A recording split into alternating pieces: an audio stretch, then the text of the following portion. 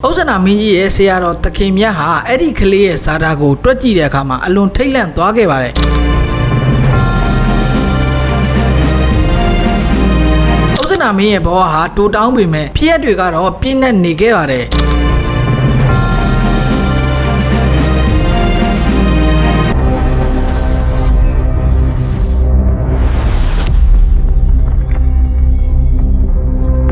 ်အားလုံးပဲမင်္ဂလာပါဒီကနေ့တင်ဆက်ပေးမှာတော့ပကံခင်းနှောင်းပိုင်းရဲ့အလှည့်ပြောင်းကာလမှာအရေးပါခဲ့တဲ့ဥစ္စာနာမင်းကြီးအကြောင်းပဲဖြစ်ပါတယ်ကျွန်တော်တို့ဟာဥစ္စာနာမင်းကြီးအကြောင်းကိုပြောဖို့ဆိုရင်သူ့ရဲ့ခမည်းတော်ကြားစွာမင်းကြီးအကြောင်းကနေစတင်ရမှာပဲဖြစ်ပါတယ်ကြားစွာမင်းဆိုတာပကံရာဇဝင်မှာအလွန်ထူးခြားတဲ့ဘုရင်တစ်ပါးပဲဖြစ်ပါတယ်တိုင်းပြည်အုပ်ချုပ်ရေးထက်စာပေကျမ်းဂန်အထူးသဖြင့်အဘိဓမ္မာကိုနေညမပြတ်လေ့လာခဲ့တဲ့မင်းတစ်ပါးပဲဖြစ်ပါတယ်စဉ်းစားကြည့်မယ်ဆိုရင်ဘုရင်တစ်ပါးဟာနိုင်ငံရေးထက်ဘာသာရေးကိုပဲအာရုံစိုက်နေတဲ့အခါမှာတိုင်းပြည်ရဲ့အုပ်ချုပ်ရေးရန်ရာဟာအမတ်တွေလက်ထဲကိုရောက်နေခဲ့ပါတယ်ဒီလိုပတ်ဝန်းကျင်မှာကြီးပြင်းလာခဲ့တဲ့ဥစ္စာနာမင်းသားဟာဖခင်နဲ့လုံးဝဆန့်ကျင်ဘက်ဇယိုက်ရှိတဲ့သူလည်းဖြစ်ပါတယ်သူကစာဖတ်တာတဲ့မြင်းစည်းတာစင်ဖန်းတာတောကစားတာကိုပိုဝါဒနာပါခဲ့ပါတယ်ဒါကတမိုင်းရဲ့ထုံးစံပဲဖြစ်ပါတယ်ဖခင်ကအေဂျင့်လွန်းရင်တားကထကြွတတ်ပါတယ်ဥစ္စာနာမင်းဟာကိုကြီးကိုသွေးထက်မြက်ပြီးတော့လှုပ်လှုပ်ရှားရှားနေရတာကိုကြိုက်တဲ့ဘုရင်တစ်ပါးလိုတောင်ဆိုနိုင်ပါတယ်တက္ကရီ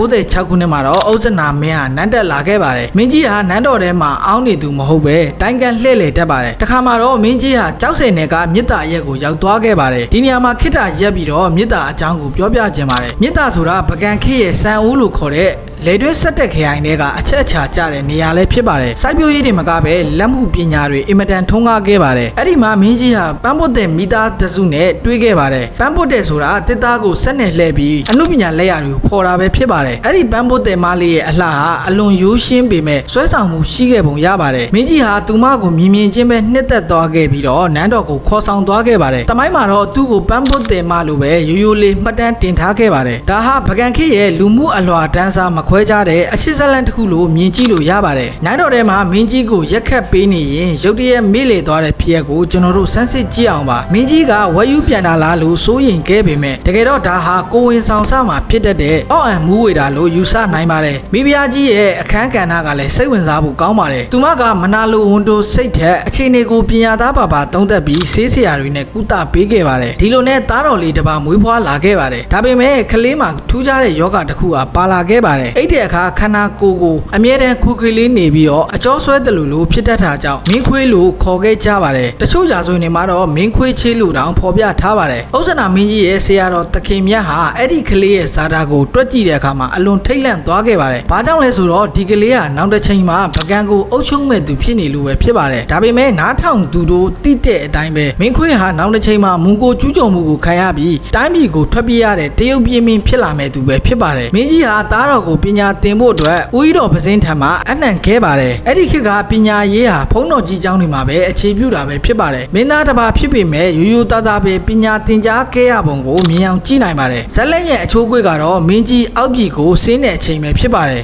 ဦးကြီးပစင်းကမင်းသားကိုမင်းကြီးရှိရဒလကိုခေါ်သွားခဲ့ပါတယ်ဥစ္စာနာမင်းဟာဘာလို့အောက်ပြည်ကိုရောက်နေတာလဲဆိုရင်အဖေကတော့ရှင်းပါတယ်သူ့ရဲ့ဝါသနာဖြစ်တဲ့စင်ဖန်းကြီးကြောင့်ပဲဖြစ်ပါတယ်ဟန်တာဝရီပဲခူးတောတွေထဲမှာစင်ဖန်းကြီးနဲ့မတော်တဆမှုဖြစ်ခဲ့ပါတယ်စီးတော်စင်ကစင်ရိုင်းကိုမနိုင်ပဲလန့်ပြေးတဲ့အခါမှာမင်းကြီးဟာစင်ကြော့တဲ့ကျိုးနဲ့ညှိတွယ်ပြီးဆွဲခေါ်သွားခြင်းခံခဲ့ရပါတယ်ဒါဟာဘုရင်တစ်ပါးတို့အင်မတန်ကြောက်စရာကောင်းတဲ့ဝမ်းနည်းစရာနှီးကုံလည်းဖြစ်ပါတယ်ဥစ္စာနာမင်းနဲ့ရွာဆန်တဲ့အခါမှာပကံနန်းတော်ဟာခွက်ကြီးတစ်ခုဖြစ်သွားခဲ့ပါတယ်အဲ့ဒီမှာအမတ်ကြီးရာဇတကြံဟာအာနာကိုထိန်းထားခဲ့ပြီးတော့သူ့ကိုပြန်တော်လှန်မဲ့သူမဟုတ်ဘူးလို့ယူဆရတဲ့မင်းခွေးကြီးခေါ်နန်းတီယာပတိကိုနန်းတင်ခဲ့ပါတယ်ဒါပေမဲ့အမတ်ကြီးဟာမှန်းချက်နဲ့လွဲချော်ခဲ့ပါတယ်ဥစ္စာနာမင်းရဲ့ဘဝဟာတိုးတောင်းပေမဲ့ဖြစ်ရပ်တွေကတော့ပြင်းနဲ့နေခဲ့ပါတယ်ကျောက်ဆယ်ကပန်းဖုတ်တယ်မလေးနဲ့အချစ်ဇလန်သူ့ရဲ့သားတော်နာတီယာပတိရဲ့ငယ်ဘဝနဲ့နောက်ဆုံးစင်ဖန်းရဲ့အသက်ပေးဆက်ခဲ့ရတဲ့ဖြစ်ရပ်တွေဟာပကံခေနေဝင်ကနီးအချိန်ရဲ့နမိတ်တွေပဲဖြစ်ပါတယ်ကျွန်တော်တို့သင်ခန်းစာယူရမှာကတော့ဥစ္စာနာမင်းဟာဇယိုက်ထက်တန်တဲ့မိတ္တပါဖြစ်ပေမဲ့သူ့ရဲ့မတော်တဆ